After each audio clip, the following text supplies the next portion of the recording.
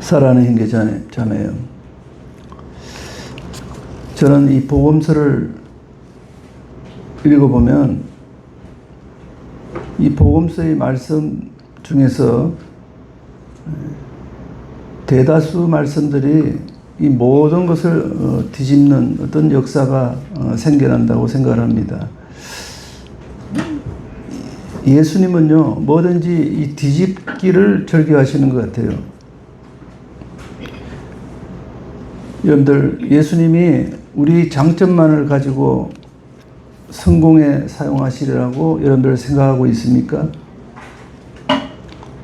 물론 우리가 어떤 고난과 힘든 일이 오더라도 끝까지 버텨낸다면 예수님은 우리와 타협하지 않고 그냥 우리 장점을 사용하실 것입니다. 그러나 우리 삶을 보면요, 사실 우리의 약점과 그 실패를 통해서 주님의 목적을 이룰 때가 더 많다는 사실을 우리가 깨달아야 합니다. 하나님은 이 사도 바울에게도 이 점을 분명히 말씀했습니다. 오늘의 말씀 고린도후서 12장 9절 말씀 한번 읽어볼까요? 나에게 이르시기를 내 은혜가 내게 족하도다. 이는 내 능력이 약한 데서 온전하여 짐이라 하신지라. 그러므로 도리어 크게 기뻐함으로 나의 여러 약한 것들에 대하여 자랑하리니 이는 그리스도의 능력이 내게 머물게 하려 함이라. 자, 오늘 첫 번째로 하나님은 이 실패한 인생을 사용하신다는 것입니다. 그러니까 우리가 자신의 삶에서 배울 수 있는 가장 큰 교훈은요, 가장 큰 실패에서 나오는 경우가 많다는 겁니다. 우리 인간은 의식적으로 자신의 약점과 실패를 감추려고 하지만 오히려 우리가 그 숨기려는 그 실패로 인해 더 힘들 때가 있습니다. 브랜드 스판이라는 사람은 이 버밍햄에 있는 세무사 사무소 대표였습니다.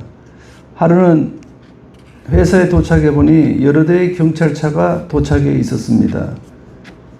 그 경찰들은 그 회사의 서류와 이 파일을 박스로 나누고 있었습니다. 알고 보니 이 거래처 중 한 곳이 이 탈세를 비롯해서 온갖 부정행위로 이 조사를 받고 있었습니다.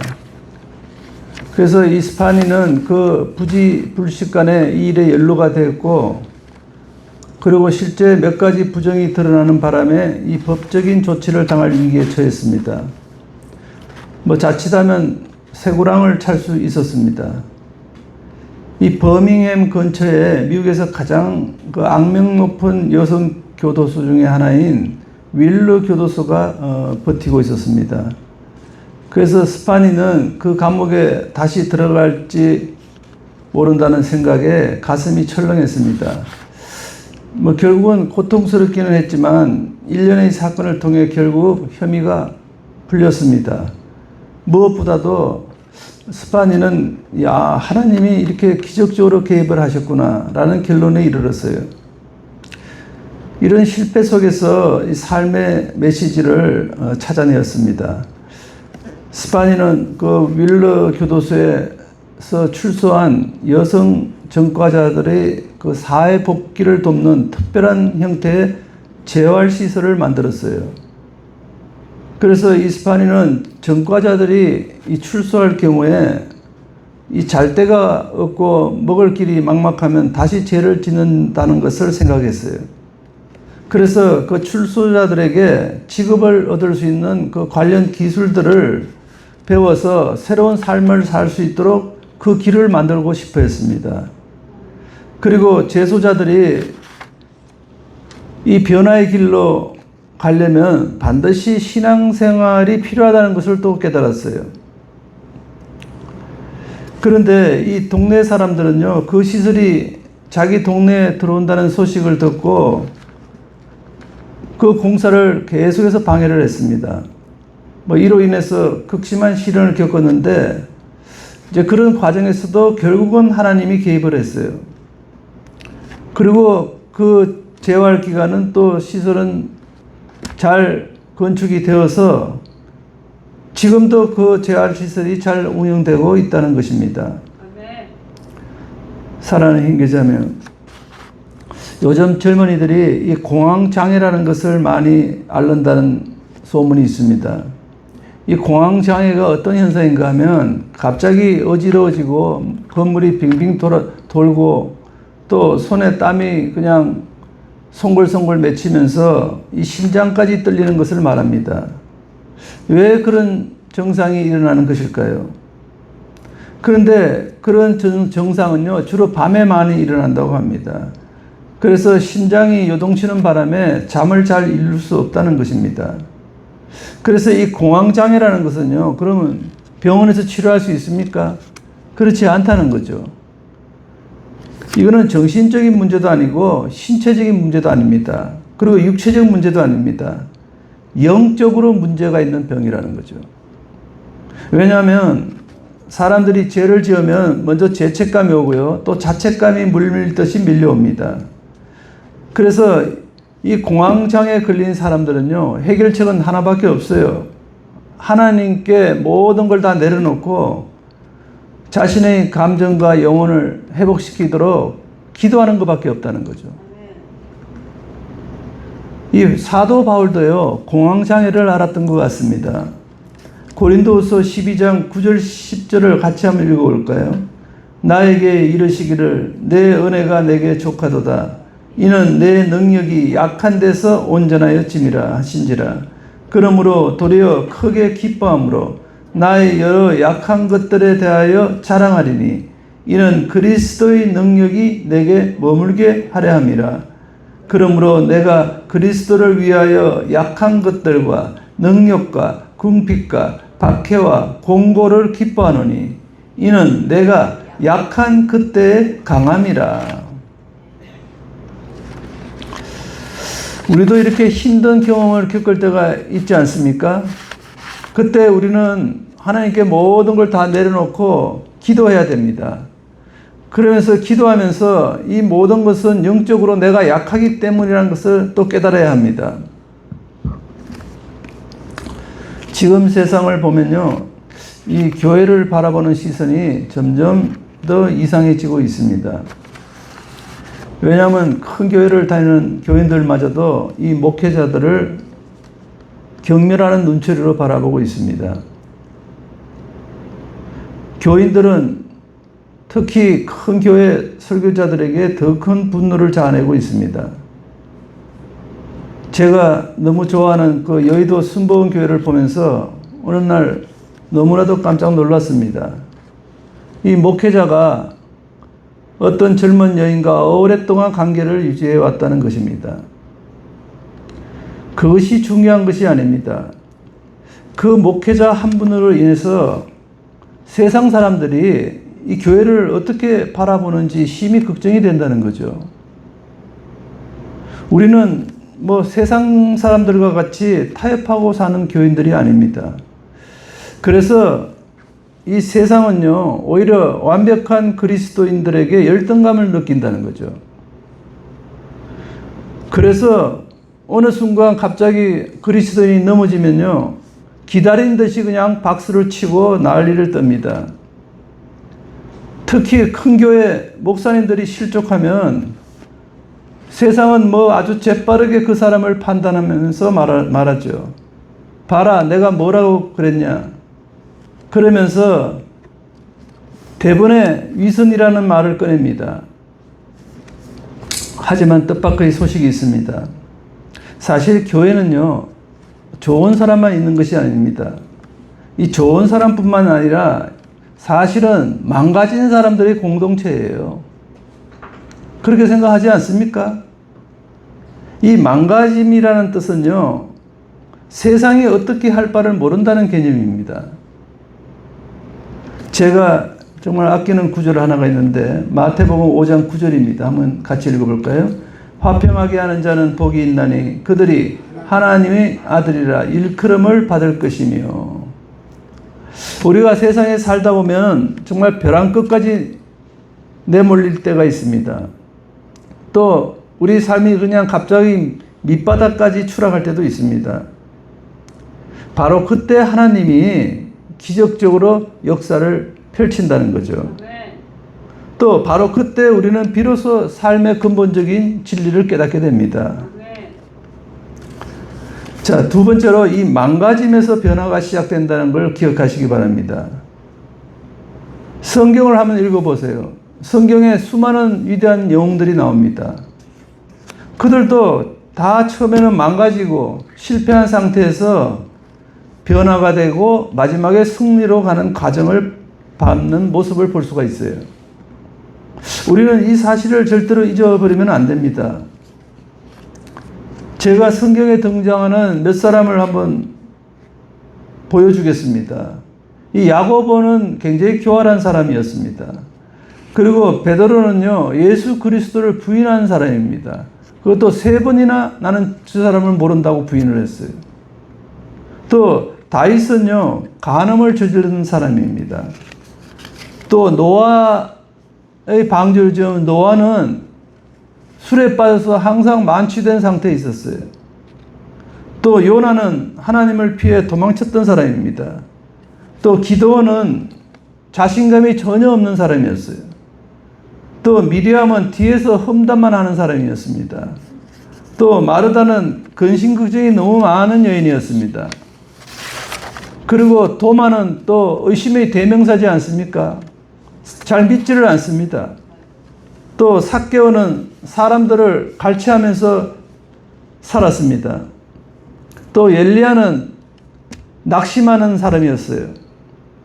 모세는 또 말을 더듬거렸습니다. 아브라함은 아주 늙었습니다.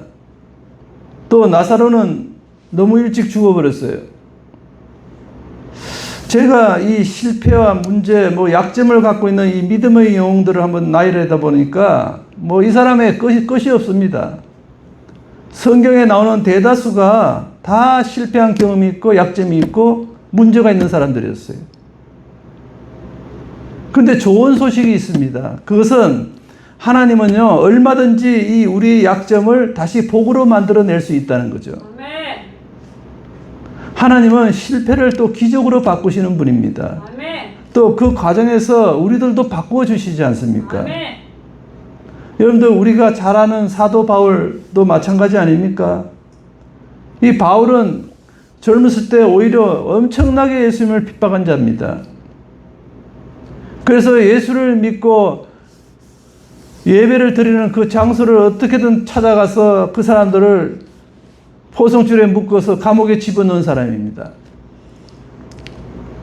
그래서 어느 날 또 다메섹에서 예배가 있다는 정보를 듣고 군사를 이끌고 또 예수 믿는 사람을 잡으러 갑니다. 그 다메섹에 가는 도중에 어떤 일이 일어났습니까? 갑자기 하늘에서 엄청난 빛이 쏟아져서 눈을 뜨지 못하고 말에서 떨어지고 맙니다. 그때 한 목소리가 들려왔습니다.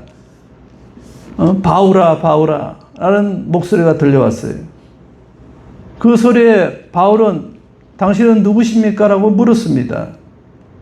그때 바울에게 대답하는 소리가 들려왔습니다. 사도행전 9장 5절 6절에 나와 있죠. 같이 한번 읽어봅시다.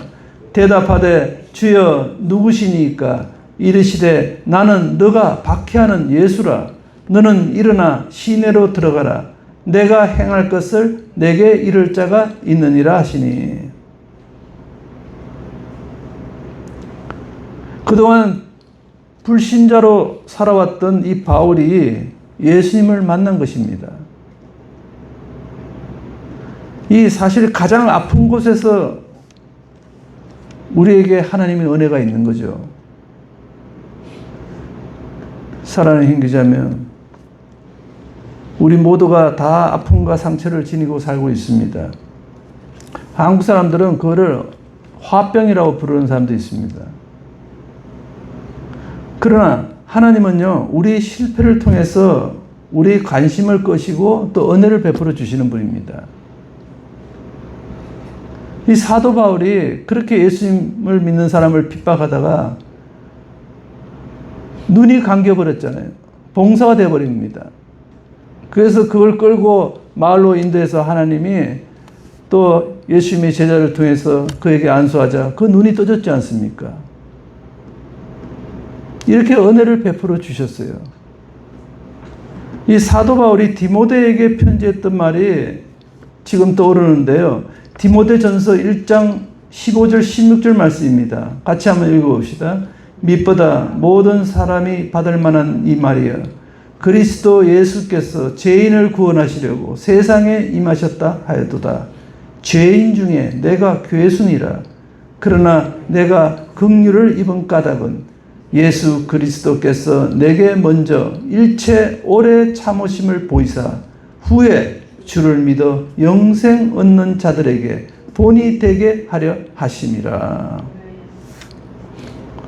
사랑하는 형제자매, 우리 자신은 모든 시선을요 내 자신에게 맞추지 말고 하나님께 맞추면서 살아가야 합니다. 그러니까 자신이 약하고 부족함을 느끼면 느낄수록 우리는 그리스도의 능력을 더 의지하면 되는 것이에요. 여러분들 지금 힘드십니까? 그렇다면 오히려 그 잘된 일입니다, 여러분들. 자신이 무능하다고 깨달을 때 우리는 전능하신 하나님을 바라볼 수밖에 없어요. 그러니까 얼마나 다행입니까? 하나님이 여호수아를 사용할 때도 여호수아가 굉장히 두려워했습니다. 그 하나님의 명령에 따르기에 굉장히 마음이 두려워서 떨고 있었어요. 그래서 여호수아 1장에 보면요, 그 두려움이 많은 여호수아에게 하나님은 뭐라고 얘기했냐면, 야, 두려워하지 말고 강하고 담대하라고 그랬어요. 근데 강하고 담대하라는 말을 3번이나 했어요. 3번이나. 얼마나 말해도 안 듣는 거예요. 계속 두려워하는 겁니다. 여호수아 1장 6절 한번 읽어봅시다. 강하고 담대하라. 너는 내가 그들의 조상에게 맹세하여 그들에게 주시라 한 땅을 이 백성에게 차지하게 하리라. 사랑하는 형제자매, 여러분들은 지금 믿음으로 살고 있습니까? 아니면 두려움으로 살고 있습니까? 여러분들은 24시간 중에서 두려움으로 사는 시간이 많습니까? 믿음으로 사는 시간이 많습니까? 우리의 삶의 방식은요, 딱 2가지밖에 없습니다, 여러분들. 단순합니다, 우리의 삶의 방식은. 믿음으로 살 것이냐, 아니면 두려움으로 살 것이냐, 둘 중에 하나입니다. 중간지대가 없어요. 한번 가만히 생각해 보세요. 믿음으로 살지 않는 때는 다 두려움에 살고 있어요. 말로만 표현 안 했지 마음속에 계속 두려움을 갖고 있는 거예요. 그런데 중요한 것은요, 두려움으로 살면요 절대로 믿음으로 살 수 없다는 거죠. 반대로 믿음으로 살면요 두려움으로 또 살 수가 없어요. 둘 중에 하나를 선택해야 된다는 겁니다. 자, 하나님은 여호수아가 하도 두려워하니까 계속해서 말한 게 뭡니까? 강하고 담대하라 그랬어요. 그 요단강을 건널 때 뭐 배를 타고 건너는 것이 아니에요. 저걸 건너가라니까 얼마나 두려움이 왔겠어요. 하나님은 여호수아에게 이스라엘 백성을 이끌고 요단강으로 건너가라고 분명히 말씀하셨어요. 근데 그 당시 요단강의 수위가요, 인간이 건너갈 수 없을 만큼 높았어요. 계절 따라서 수위가 달라지지 않습니까? 근데 그때가 제일 높을 때였다, 수위가. 그래서 여호수아는 이스라엘 백성을, 그 수많은 백성을 이끌고 건너가라는데 정말 선택의 기로에 설 수밖에 없었습니다. 근데 하나님은 그 망설이는 여호수아에게 두 번 얘기하고 3번 얘기했어요. 강하고 담대하라고. 그래서 그래, 마지막에는 하나님이 시키는 대로 한번 해보자. 그렇게 생각을 했습니다. 이것은 하나님이 강하고 담대하라고 했는데 지금 하나님이 강하고 담대한 느낌을 가지라고 얘기한 건 아니잖아요. 실제로 강하고 담대하라고 했어요. 한마디로 행동을 옮기라는 거죠. 그냥 마음으로 강해지고 그냥 담대한 마음을 갖는 게 아니라 직접 행함을 보이라는 거죠. 그런데 여호수아 앞에서는 정말 인간적으로 불가능해 보이는 상황이 지금 눈앞에 펼쳐진 거예요. 들어가면 당연히 물속에 헤엄쳐서 헤엄을 잘 치는 사람은 건너갈 수 있겠지만 대다수가 물속에서 죽을 수밖에 없는 상황인데 여호수아가 보기에는 이 가능성은 제로예요. 제로. 그런 상황입니다. 그러나 여기서 여호수아는 그래 그냥 하나님 시킨 대로 한번 해보자 하면서 입을 악물고 그냥 백성들을 그냥 강물소로 인도를 했어요. 이 장면이 여호수아 3장에 나와 있습니다. 어떤 상황이 벌어졌을까요? 14절 16절 말씀 한번 읽어봅시다. 백성이 요단을 건너려고 자기들의 장막을 떠날 때 제사장들은 언약궤를 메고 백성 앞에서 나아가니라. 요단이 곡식 거두는 시기에는 항상 언덕에 넘치더라. 궤를 맨 자들이 요단에 이르며 궤를 맨 제사장들의 발이 물가에 잠기자 곧 위에서부터 흘러내리던 물이 그쳐서 사르단에 매우 가까운 매우 멀리 있는 아담 성읍 변두리에 일어나 한 곳에 쌓이고 아라바의 바다 여메로 향하여 흘러가는 물은 온전히 끊어지매 백성이 여리고 앞에서 바로 건널세. 자, 맨 앞에 제사장들이 언약궤를 메고 앞장을 섰어요.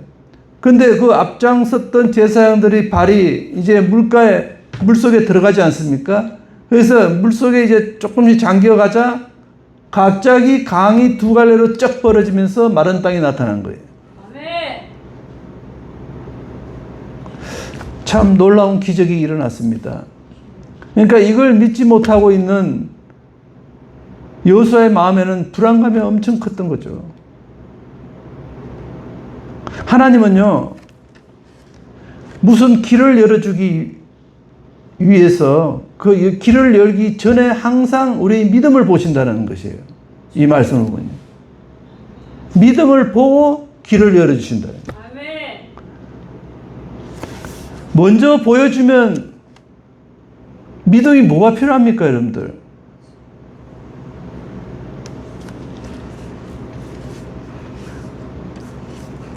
우리는 정말 불가능한 상황이 발생하더라도, 힘든 상황이 발생하더라도 모든 것을 하나님 앞에 먼저 내려놔야 됩니다. 그리고 우리 약점이 있지 않습니까? 또 특히 두려움이 있지 않습니까? 열등감이 있지 않습니까? 그것까지도 다 하나님 앞에 내려놔야 돼요. 그리고 하나님은 강하시다. 그런 믿음을 가지고 우리는 우리 발길을 내디뎌야 된다. 그런 하나님이 강하시다는 것과 그 용기를 가지고 발걸음을 내디뎠을 때 그때 길이 열려버린다.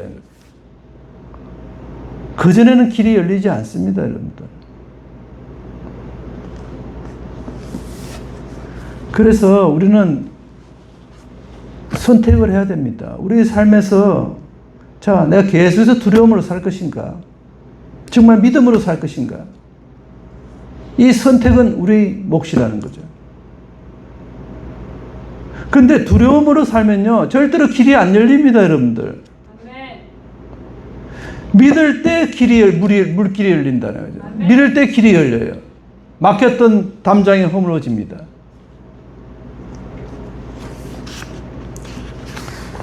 마지막으로 우리의 약한 모습, 우리의 약점이 바로 강함이라는 믿음을 가지시기 바랍니다. 아폴로 13호라는 영화를 옛날에 여러분들이 한번 보았을 것입니다. 특히 영화의 한 장면이 우리에게 눈에 들어오는데 이건 실제 상황이거든요. 아폴로 13호 우주선이 폭발을 일으켰습니다. 그래서 아주 그냥 우주에서 무기력한 상태에 이르러버린 거죠. 그래서 우주선이 정체 없이 그냥 우주 공간을 떠다니게 됐어요. 통제가 안 되게 됐습니다. 그래서 우주 비행기 관측센터에서는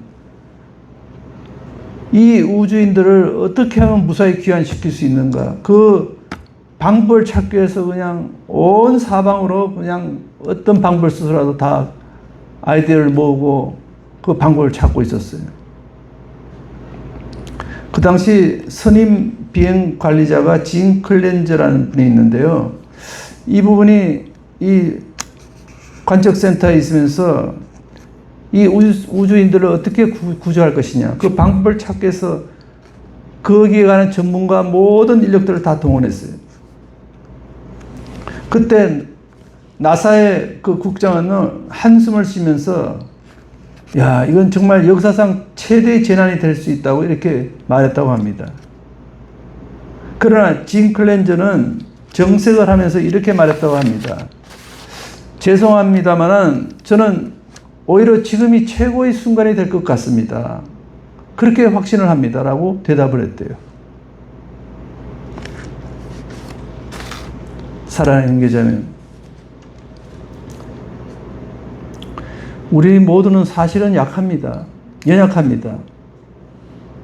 그러나 우리 그 약함을 하나님 손에 놓으면요, 오히려 최고의 순간으로 변화될 수가 있다는 거죠. 아멘. 왜냐하면 하나님은 우리의 삶을 실패가 아닌 승리로 바꾸시는 분이십니다. 예수를 믿는 우리를 절대로 실패하게 만들어두지 않습니다, 여러분들. 아멘. 이것이 바로 복음입니다, 여러분. 이것이 바로 기쁜 소식입니다. 우리 모두가 두려움을 물리치고 믿음으로 승리하는 하나님이 기뻐하시는 우리 성도들 될 수 있기를 예수님 이름으로 기도드립니다.